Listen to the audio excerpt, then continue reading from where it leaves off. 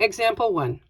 At the start of her shift at Midtown Bakery, Megan made some batches of cookies that called for 3 cups of flour each.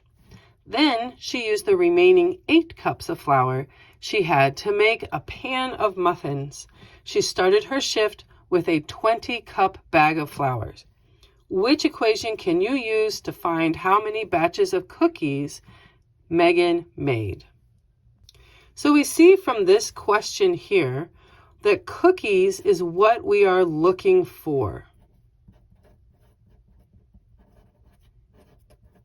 And as a result, this will be our variable. And they tell us it's our variable letter X. So let's see what's happening in this story to these cookies or around these cookies. We see that the batches of cookies call for 3 cups of flour each. So this is an important piece of information.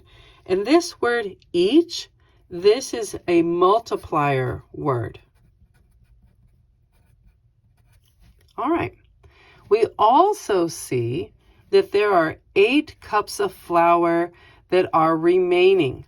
So remaining means that it's been left over. And finally, we know that there was a 20-cup bag of flour at the start of her shift at the very, very beginning. Let's see how this equation is going to work. So we gather from our situation with the cookies and the flour that there were batches of cookies that were made with some leftover flour, and that all combined had a total amount of flour at the beginning of this story. So let's go look at our numbers. We know that there were 3 batches made of these cookies. So let's put the 3 with our variable for the cookies, which is X. And then we know that there were 8 cups left over. This is the remaining amount.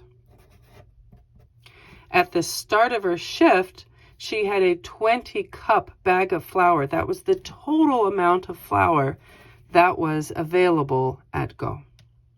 So looking through our 4 equation options, we see that, hey, there's a match right there.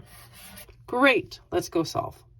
In the previous lesson, we learned that solving 2-step equations, or even a 1-step equation, always starts by drawing a line through the equal sign to denote the left versus the right side of your equation.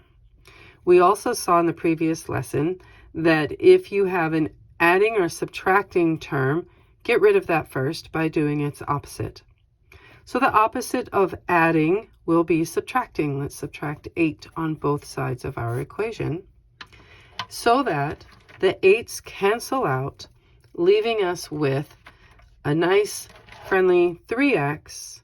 Whoops, wrong color. 3x on the left side of the river, and 20 minus 8 is 12.